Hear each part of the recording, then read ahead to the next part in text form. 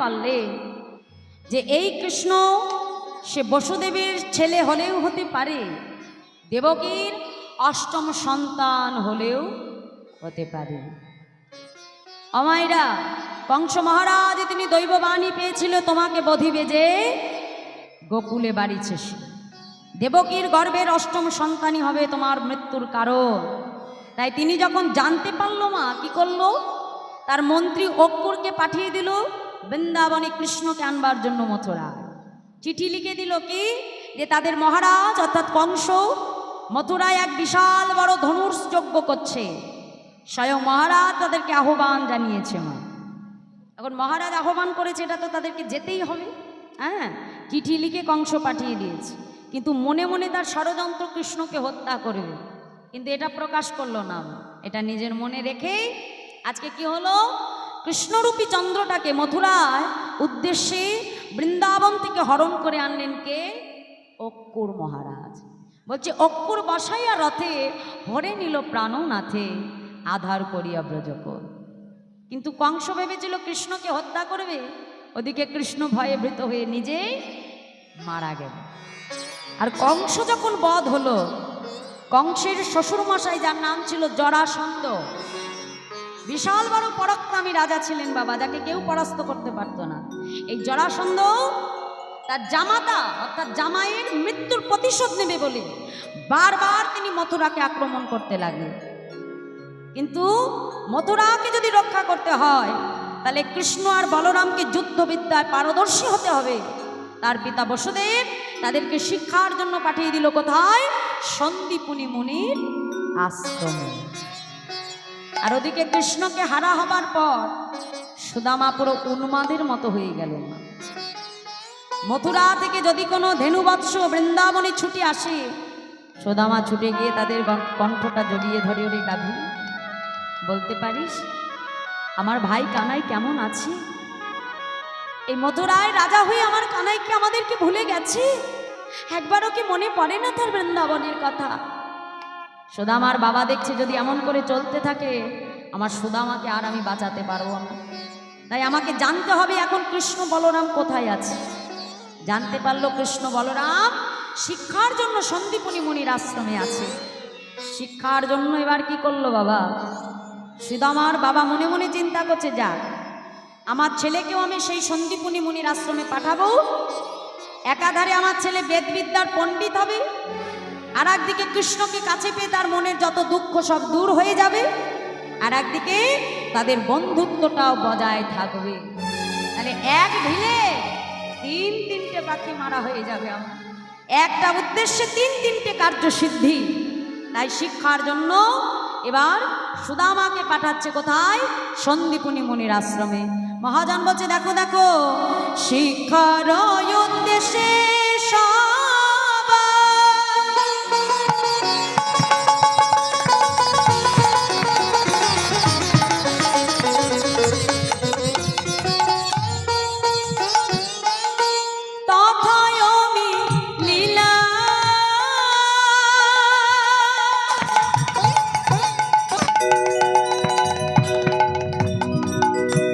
বহুদিন পরে কত আনন্দ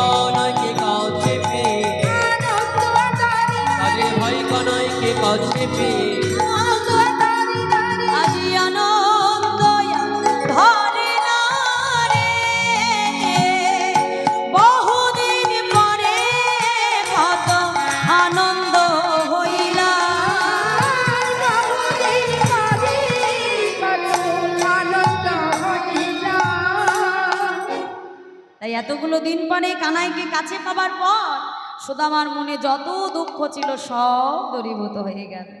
কৃষ্ণ, বলরাম, সুদামা তিনজনে গুরুদেবের কাছ থেকে শিক্ষা গ্রহণ করতে লাগলো বাবা। বলদেব শিখছে গদাবিদ্যার শিক্ষা, গোবিন্দ শিখছে 64 কলাবিদ্যার শিক্ষা, আর সুদামা গ্রহণ করছে বেদ বিদ্যার শিক্ষা।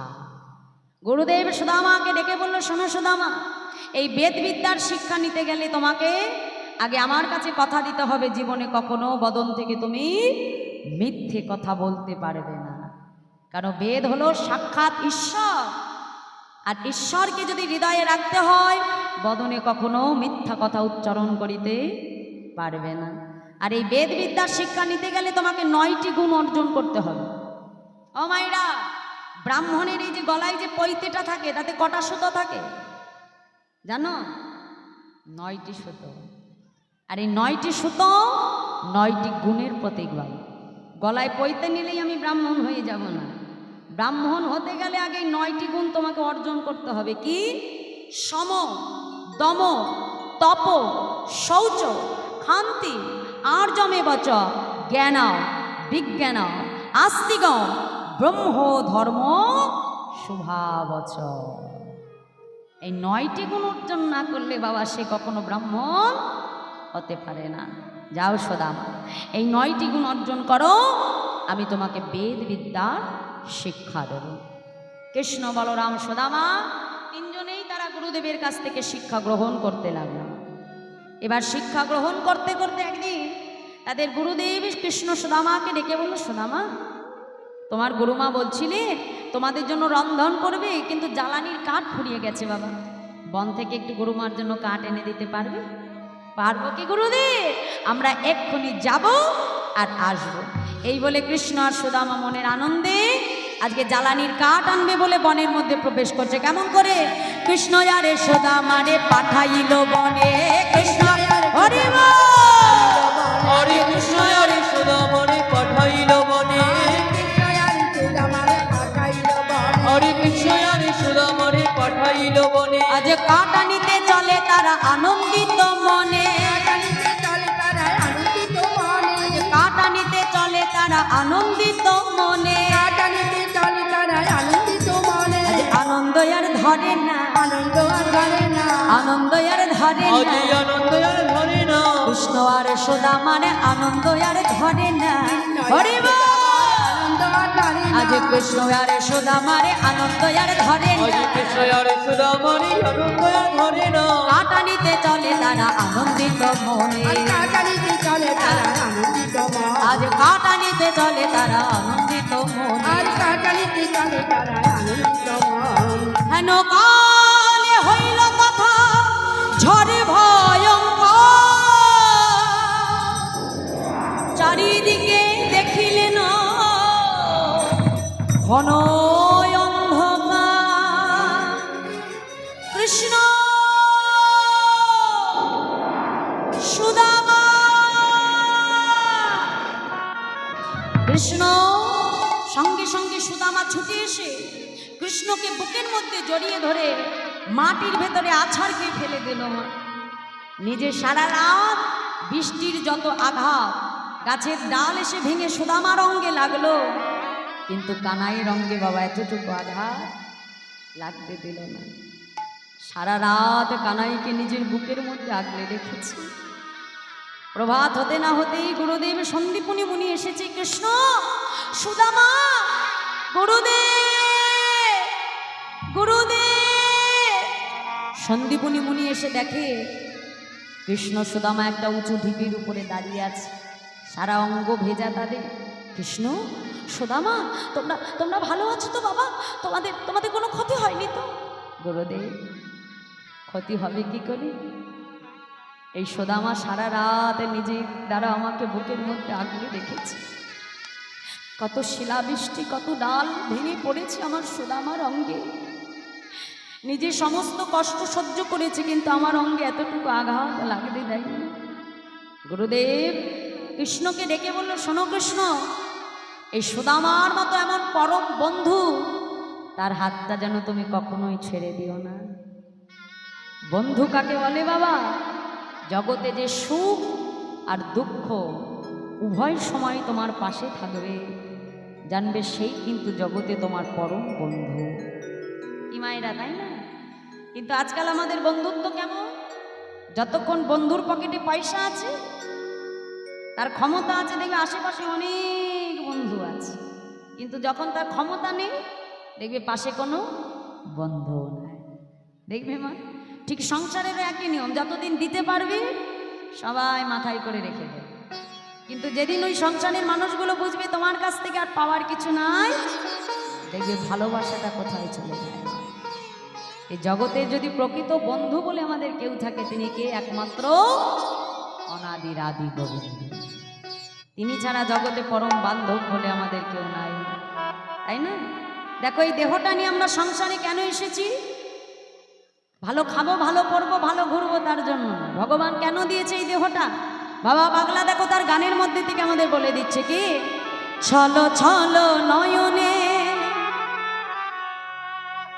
হাসি মাখা বদনে আনন্দ কাননে মন তুমি ভ্রময়নি। তাহলে সংসারে আমরা কেন এসেছি মা? শুধু ভালো খাবো, ভালো পড়বো, ভালো ঘুরবো, তার জন্য নয়। বাবা পাগলা বলো, রে মা হরি বল, হরি বল মনি রে আমার, হরি বল, হরি বল মনি আমার, হরি বল, হরি বল মনি রে আমার, হরি বল, হরি বল মনি আমার। রাধে রাধে, হরি হরি বল।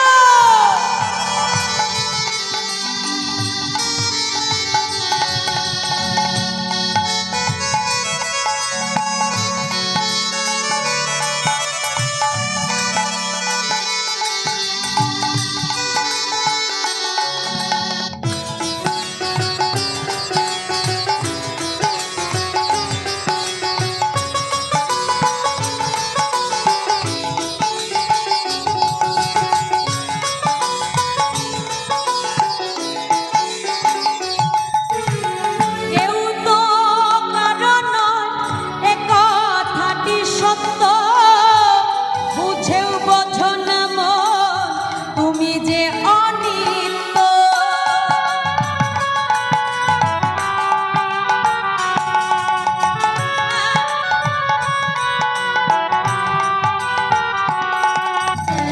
ওই দেখো তোমার বন্ধু করিছে যে ভব সিন্ধু, দেখো তোমার বন্ধু করিতে বাবা সিন্ধু, ওই দেখো তোমার বন্ধু তরিতেছে ভব সিন্ধু। ওই দেখো তোমার বন্ধু করিতে বাবা সিন্ধু, এক বিন্দু আশা তুমি করিও না।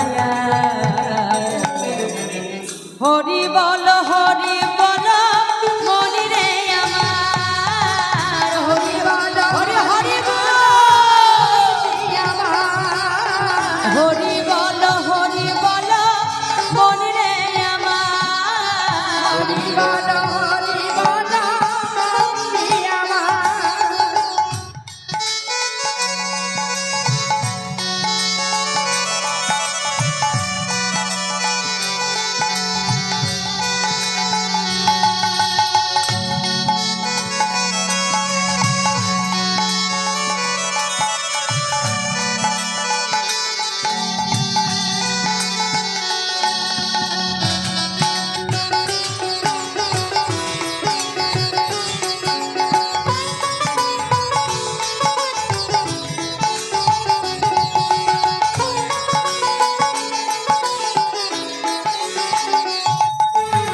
গতি নাই, গতি নাই এই হরি নাম ছাড়া, বদন ভরিয়া গাও হয়ে আত্মহারা।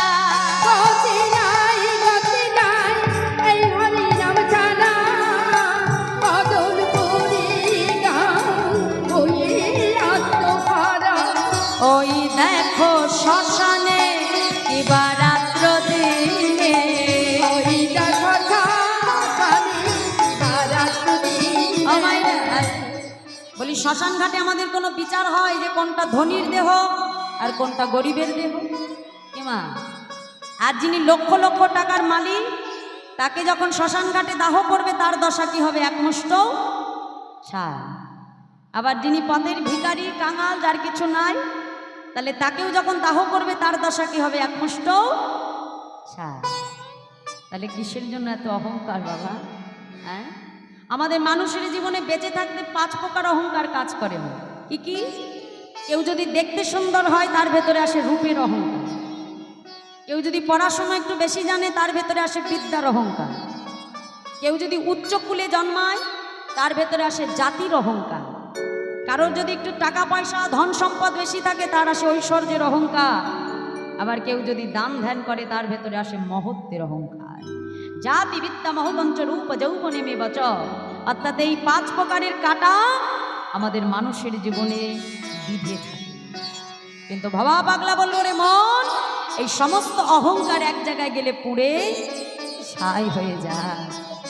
দিনের শেষে যেখানে কারোর কোনো জাত পাত উঁচু নিচু কোনো ভেদাভেদ কাজ করে না, তাহলে কিসের এত অহংকার? তাই বলছে যে দেখো, ওই দেখো শ্মশানে কিবা রাত্র দিনে। ওই দেখো হরি হরি শ্মশানে রাত্রি আজ পুরিতেছে কত মানব, কত অহংকার। মায়েরা, তাই আসো আজ আমরা সবাই আমাদের অহংকার সরিয়ে রেখে বাহু তুলে বদন ভরে বলবো, হরি বল হরি বল মনি রে আমার, হরি বল হরি বল মনি দিয়া আমার, হরি বল হরি বল মনি রে আমার, হরি বল মনি দিয়া আমার, হরি বল হরি বল মনি রে আমার, হরি বল মনি দিয়া আমার, হরি বল হরি বল।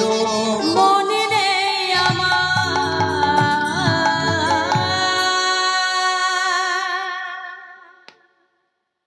তাহলে কোনো অহংকারী আমার কাজ করবে না মা। অহংকার কতক্ষণ দেখাতে পারবে? যতক্ষণ ভগবান তোমার দেহে বিরাজ করবে। তাই আজ সন্দীপনী মুনি সুদামাকে ডেকে বলছি, কৃষ্ণকে ডেকে বললো, শোনো কৃষ্ণ, এই সুদামার মতো জগতের এমন পরম বান্ধব, এমন বন্ধু, তার হাত যেন তুমি কখনোই ছেড়ে দিও না। আজ কৃষ্ণ সুদামাকে এই বন থেকে ঘরে এনে বহুদিন কেটে গেল। এবার গদাবিদ্যার পাগড়ি পরিয়ে দিল বলরামের মাথা, 64 কলাবিদ্যার পাগড়ি পরিয়ে দিল বাবা গোবিন্দের মাথায়, আর বেদবিদ্যার পাগড়ি পরিয়ে দিচ্ছে সুদামার মাথায়।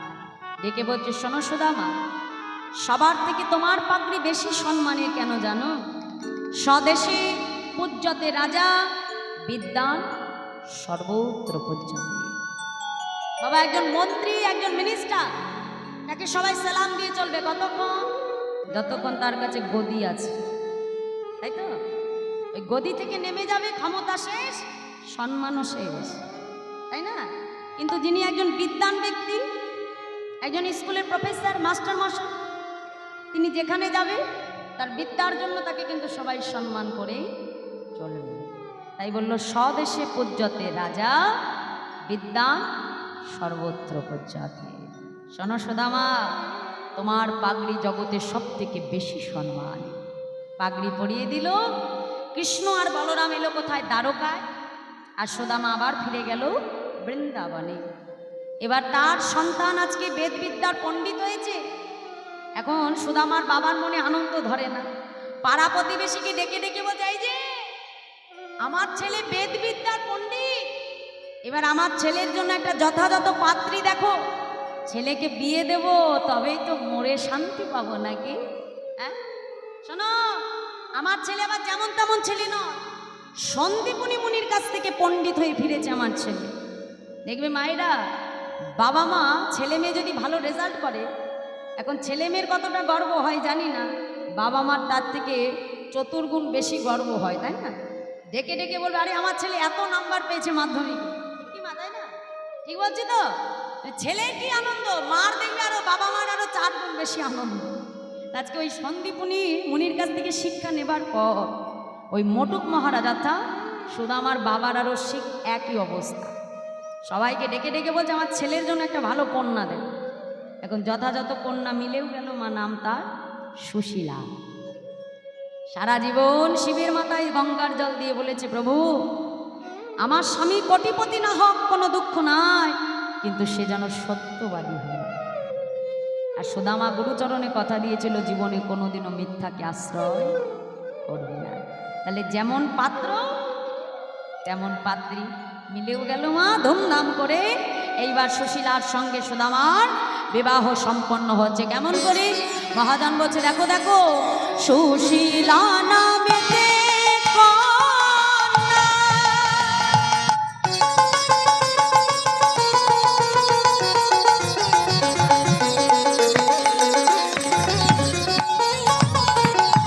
রূপে গুণে সমান,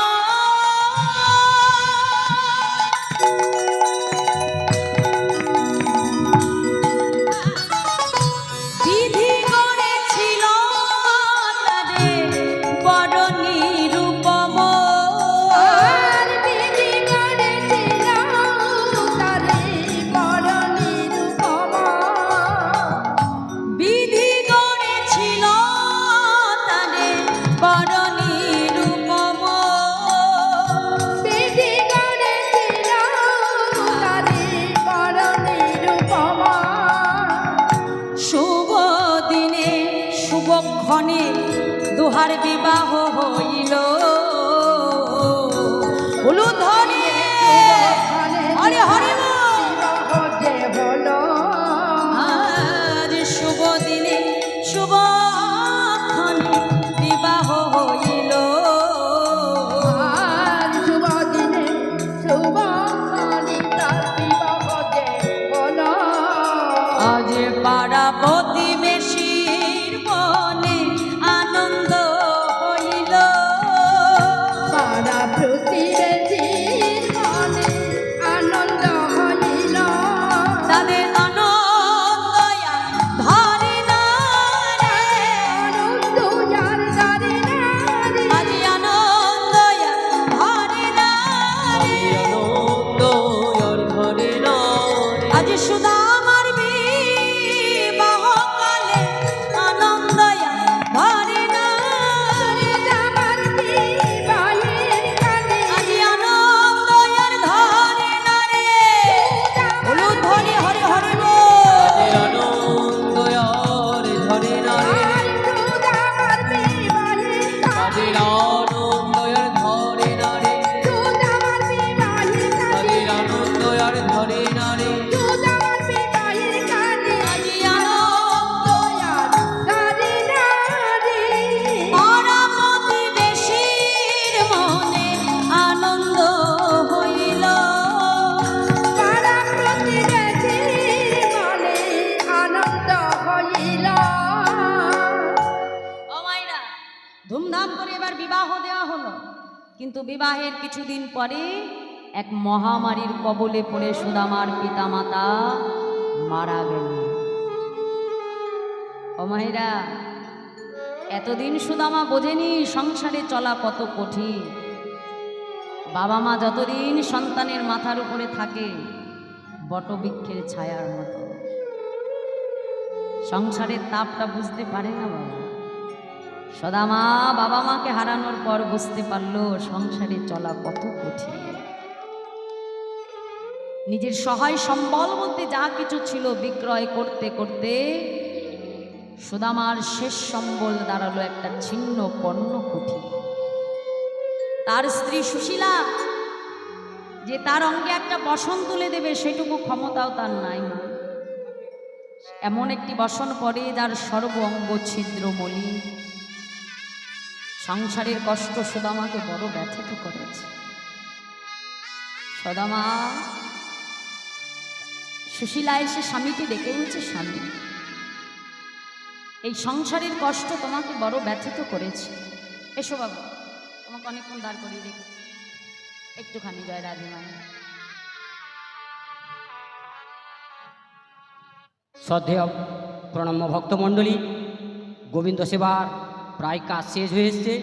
যিনারা এখনও গোবিন্দ সেবা করেননি তিনারা অতি অবশ্যই আমাদের যেখানে গোবিন্দ সেবা হচ্ছে ওইখানে পৌঁছে যান। অতএব আমাদের কীর্তন গান চলছে। এই কীর্তন গানে সন্তুষ্ট হয়ে ভাগবতপুর বাড়ি মাননীয় সৌগত জেনা এবং পশ্চিম দারোগাপুর বাড়ি 20টি টাকা, সৌগত 10টি টাকা এবং পশ্চিম দারোগাপুর বাড়ি মাননীয়